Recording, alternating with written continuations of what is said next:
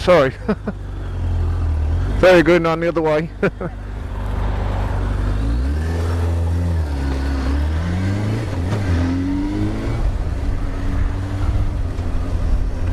Oh, fuck.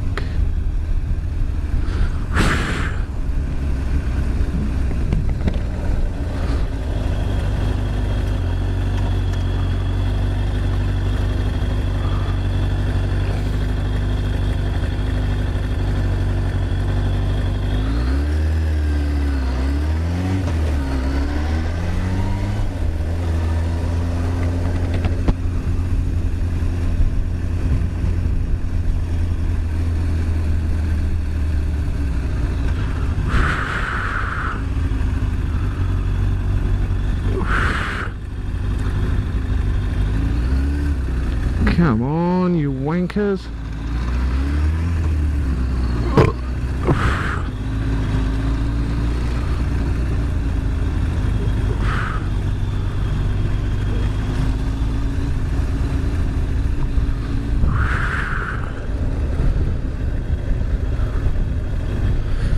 Hey guys, Strabium 77 here, back after a very long break, due to excuse me, having no camera basically. But I've just got myself a new camera, and it's actually not the camera I ordered. I ordered a really cheapy, shitty Chinese jobby, and it came back, well, when it arrived, it was a Hewlett-Packard AC100 full HD,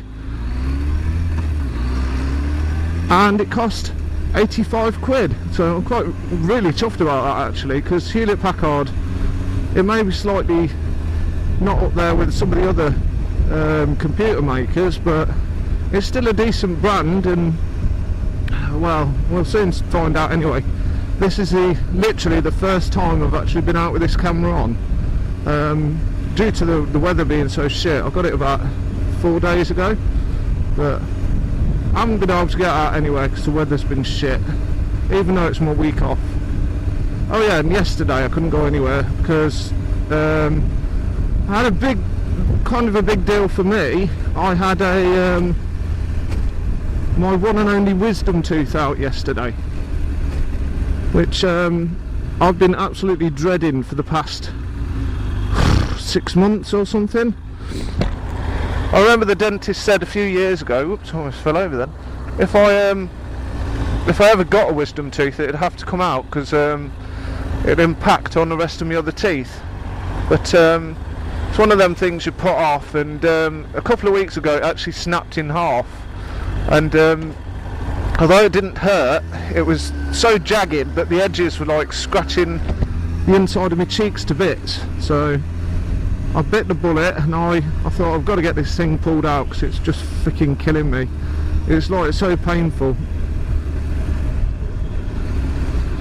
Yeah, so I had that done yesterday along with 2 fillings, and I'm actually in total awe at the minute of the dentist, because he said the aftercare and everything, or the anaesthetic will wear off and you'll be like in total agony for a couple of days or something, but I can't feel anything. There's no pain, there's nothing. It's just like it's like the tooth's never been there. I mean, I've got a great big gaping hole which I keep accidentally sticking my tongue in like you do, but you know, it's freaking amazing. I'm so like hyper at the minute and euphoric, because like, I thought this was going to be a week of misery after actually getting my tooth pulled out, but it's turned out to be really good, and I'm so chuffed.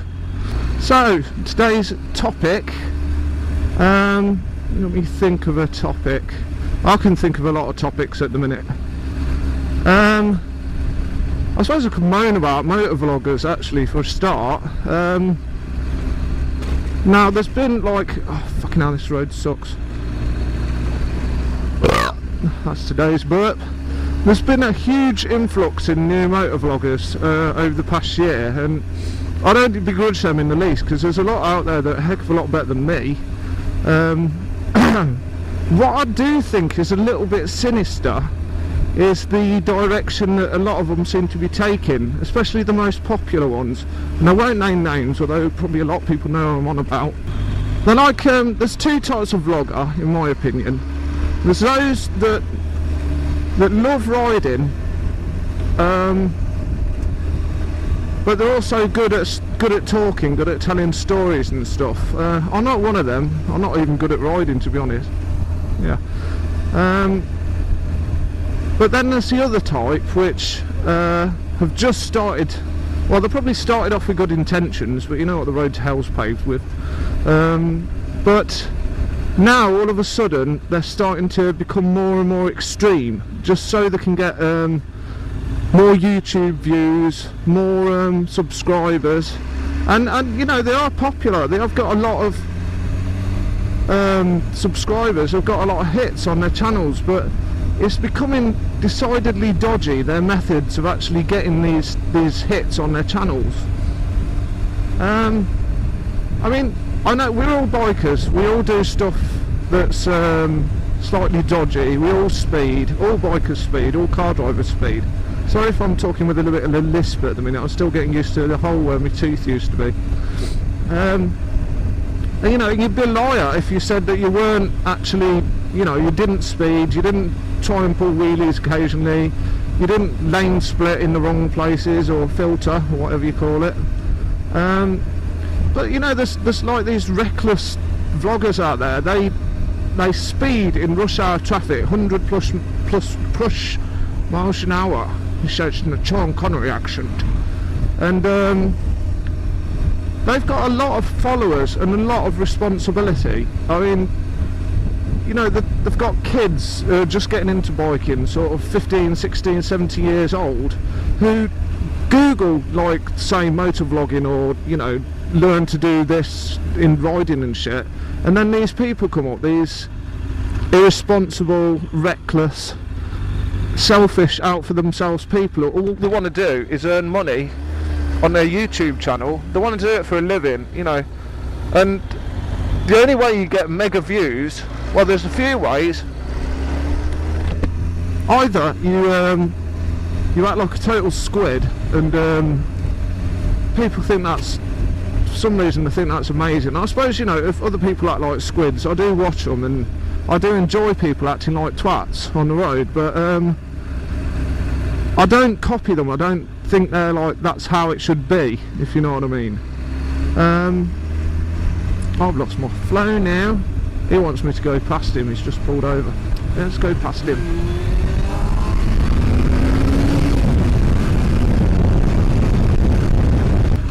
Yeah, so that's a nice bike. It's a really bad corner, this one. It's known that people died at this junction.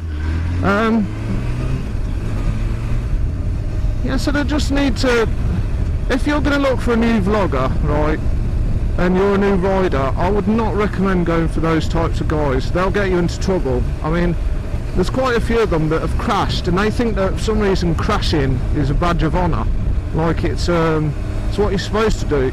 If you crash, you're either very unlucky or you're a fucking bad rider.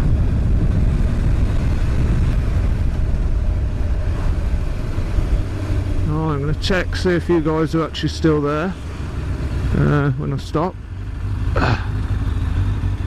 Yeah, you're still there. Good stuff. But when I first started riding 18 years ago, the only people you had to like look up to were either racers or people in bike magazines, and they could be like a little bit reckless, but everything was in stills. You saw them pulling wheelies and shit like that, and learn how to wheelie, learn how to stoppie, that kind of thing. But they always did it in places like industrial estates, or in you know, places like that. They didn't do it in the middle of town. They didn't do it on roads like this, put it that way, you know. And that's what worries me a little bit, that there's going to be people copying them and thinking they're good riders, and they're not. There's one put up yesterday, this gang in, I think it was Baltimore in America, and go on then, go. I'm a nice person. And they were like uber squids, so like, fuck the police, you know, and all this shit. They're pulling wheelies along the bloody footpaths, and you know, they're kicking wing mirrors off the police cars and then riding off. And they've got thousands of subscribers because people think that's cool, because they're just fucking, people nowadays are just twats, basically.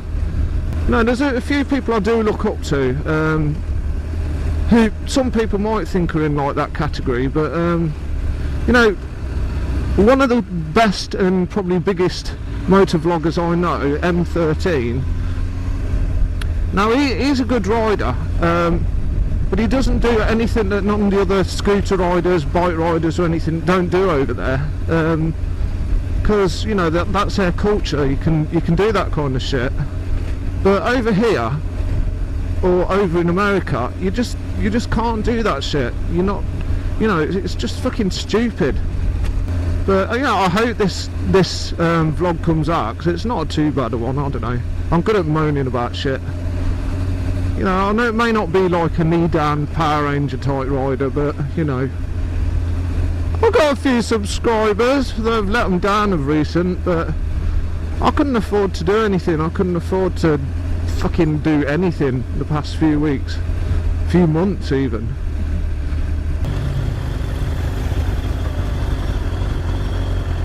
Motovlogging, or is that the same thing? No, motovlogging. What's your channel? Drobium77. Drobium77. Yeah. I have to check you out, man. That's alright. Cheers, matey.